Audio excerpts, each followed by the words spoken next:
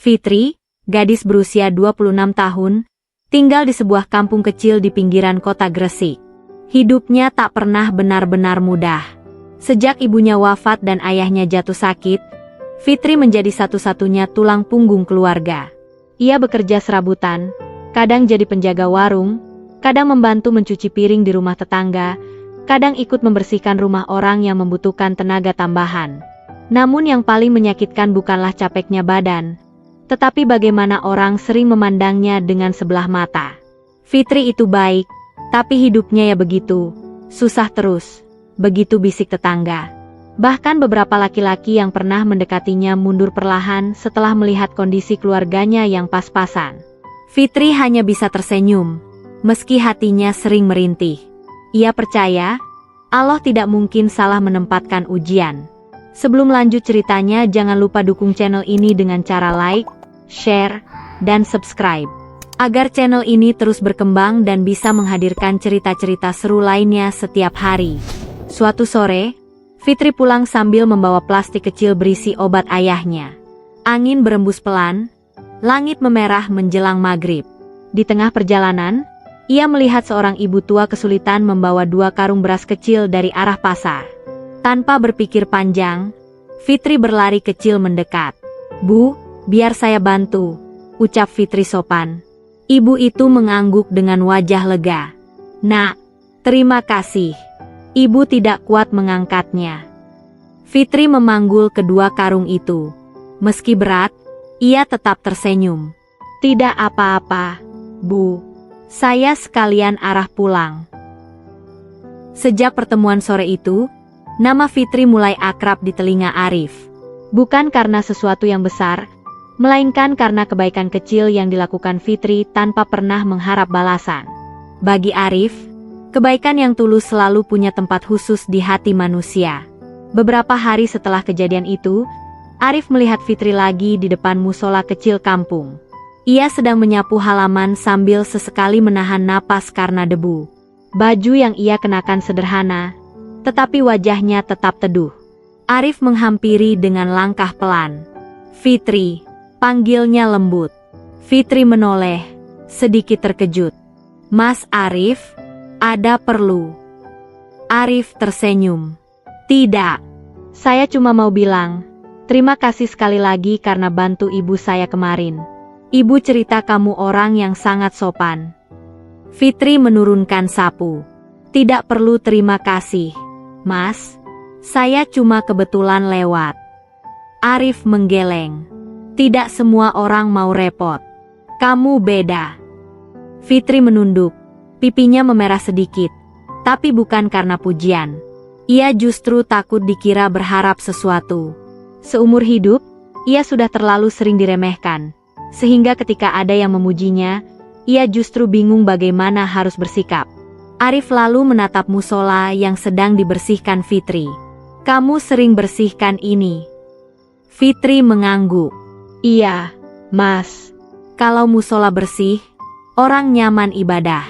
Ayah saya dulu yang biasa bersihkan, sebelum sakit." Arif terdiam sejenak, lalu berkata, "Fitri, saya sedang butuh orang untuk membantu usaha saya. Usaha kecil memang, tapi saya ingin mencari orang jujur untuk bantu catat barang dan bersih-bersih. Kalau kamu mau, saya senang sekali." Fitri tersentak. "Saya, Mas? Tapi, saya tidak punya pendidikan tinggi. Saya takut tidak bisa." Arif menatapnya penuh kesungguhan. "Kejujuran lebih penting dari ijazah, Fitri." Keesokan paginya, Fitri datang ke tempat usaha Arif. Sebuah bangunan sederhana yang dulunya adalah gudang beras, kini diubah menjadi tempat usaha barang kerajinan kayu. Aroma serutan kayu menyambut Fitri begitu ia melangkah masuk. Di sudut ruangan, tampak beberapa pekerja sedang merapikan tumpukan papan. Arif yang sedang memeriksa stok barang langsung menoleh ketika melihat Fitri. "Kamu datang lebih awal dari yang saya kira." Fitri tersenyum canggung. "Saya biasa bangun pagi, Mas." Arif menghampirinya. "Bagus. Hari ini kamu tidak perlu banyak melakukan pekerjaan berat. Saya akan ajarkan cara mencatat barang dan membantu bagian yang ringan saja. Hari itu menjadi hari pertama Fitri bekerja. Ia belajar menulis stok barang, membantu memisahkan pesanan, hingga membersihkan sudut-sudut ruangan yang berdebu. Meski sederhana, pekerjaan itu membuatnya merasa dihargai. Namun tidak semua orang menerima kehadirannya dengan hangat. Salah satu pekerja lama, Benny, tampak tidak senang. Ia sejak lama ingin menempatkan sepupunya bekerja di situ, tetapi Arif justru memilih Fitri. Benny sering memperhatikan Fitri dari jauh sambil berbisik sinis pada temannya. Cuma modal baik-baik doang langsung deket sama bos. Gumam Benny dengan nada meremehkan. Fitri mendengarnya, tapi ia diam. Ia sudah terlalu sering dipandang rendah, sehingga hatinya sudah cukup kuat menahan luka-luka kecil seperti itu. Menjelang siang, Arif membawa Fitri ke ruang kecil di belakang. Di sana terdapat meja kayu dengan buku catatan dan pulpen. Mulai besok, kamu duduk di sini untuk bantu catat keluar masuk barang, ujar Arif. Fitri mengangguk mantap. Insya Allah saya akan berusaha. Arif tersenyum. Saya percaya kamu bisa. Pujian itu begitu sederhana, tetapi bagi Fitri rasanya seperti dunia memberi ruang baru untuknya. Namun ujian tidak berhenti di situ.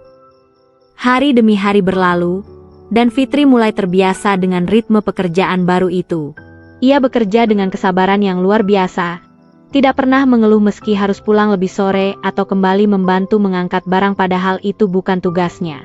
Kejujuran dan ketekunannya membuat usaha Arif perlahan berjalan lebih rapi. Suatu sore, ketika para pekerja sudah pulang, Fitri masih membereskan meja catatan. Arif menghampiri dengan membawa 2 gelas air putih. Kamu belum pulang? Tanya Arif. Fitri menggeleng pelan. Saya mau rapikan buku stok dulu. Mas, tadi ada barang yang terlambat datang. Arif meletakkan segelas air di depan Fitri. Minum dulu. Kamu itu kalau kerja suka lupa waktu. Fitri tersenyum malu. Maaf, Mas. Arif duduk di kursi depan meja. Suasana menjadi tenang, hanya terdengar suara serangga di luar jendela gudang. Fitri, ujar Arif perlahan, sejak kamu datang, usaha ini jauh lebih teratur. Saya benar-benar terbantu. Fitri menunduk cepat, tak ingin terlalu terlihat tersentuh. Saya hanya melakukan apa yang saya bisa, Mas. Arif menggeleng. Bukan itu. Kamu melakukan semuanya dengan hati. Jarang sekali saya lihat orang seperti itu. Kata-kata itu membuat Fitri terdiam. Ia tidak terbiasa mendapat penghargaan seperti itu, dan lebih tidak terbiasa lagi mendengar lelaki memuji dengan ketulusan. Di tengah kesunyian itu, Arif melanjutkan, dan saya lihat kamu sering diperlakukan tidak adil sama beberapa orang. Tapi kamu tetap sabar. Fitri menarik napas dalam. Saya sudah biasa, Mas. Orang hanya lihat penampilan dan keadaan keluarga saya, bukan diri saya. Tapi saya percaya Allah Maha Tahu. Arif menatapnya dengan mata lembut. Tiba-tiba, terdengar suara batu keras dari luar.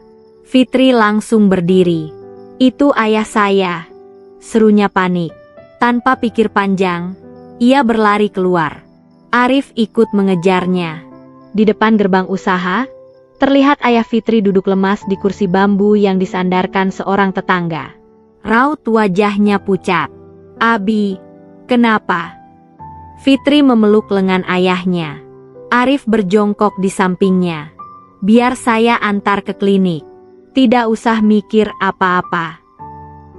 Namun suatu sore, ketika langit kemerahan dan angin membawa aroma tanah basah, Arif memberanikan diri membuka sesuatu yang selama ini ia simpan dalam hati.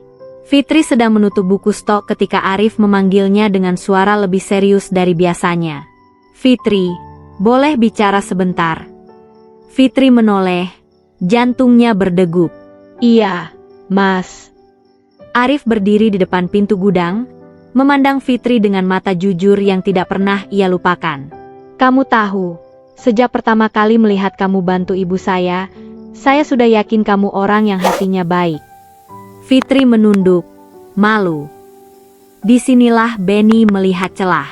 Ia diam-diam mengambil salah satu barang pesanan, sebuah ukiran kayu berharga mahal, dan meletakkannya di dalam tas Fitri yang berada di bawah meja.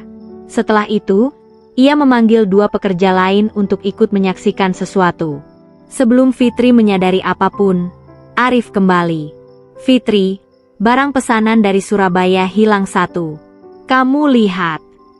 Fitri menggeleng bingung. Tidak, Mas. Tadi saya cuma hitung stok yang datang pagi. Benny menyeringai kecil. Coba periksa tas Fitri saja, Mas. Tadi saya lihat dia dekat rak barang. Arif memutar rekaman lewat ponselnya yang terhubung ke kamera. Semua pekerja berkumpul. Dan tampaklah jelas. Benny yang memasukkan ukiran itu ke dalam tas Fitri. Ruangan mendadak sunyi.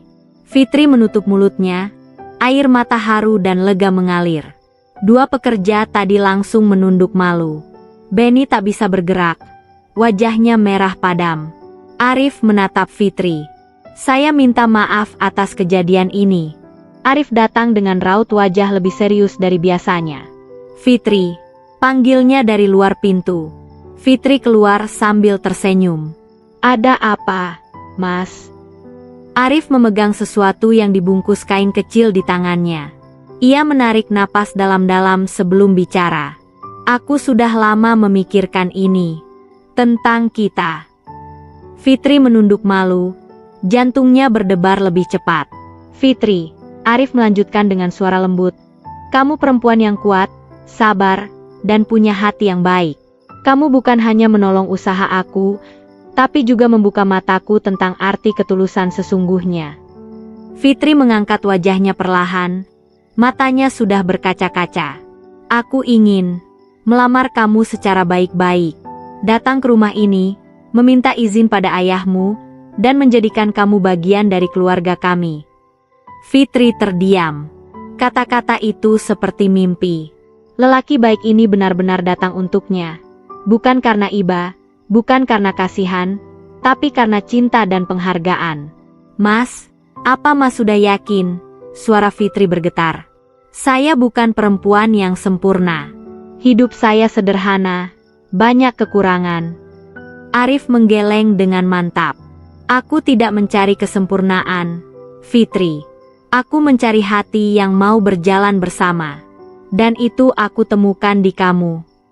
Air mata Fitri jatuh deras, bukan karena sedih, tetapi karena bahagia yang sudah lama tidak ia rasakan. Ayah Fitri keluar dari kamar dengan langkah perlahan. Suara batuk tipis mengiringi. Apa yang sedang kalian bicarakan? Tanyanya. Arif berdiri dan menunduk hormat. Pak, malam ini saya datang untuk satu niat baik. Saya ingin melamar Fitri secara resmi, jika Bapak berkenan. Ayah Fitri menatap lama wajah Arif, lalu menatap anaknya. Fitri menunduk malu dengan pipi basah oleh air mata. Dengan suara berat namun penuh kehangatan, sang ayah berkata, "Kalau Fitri bahagia, saya ridha. Semoga Allah berkahi niat kalian."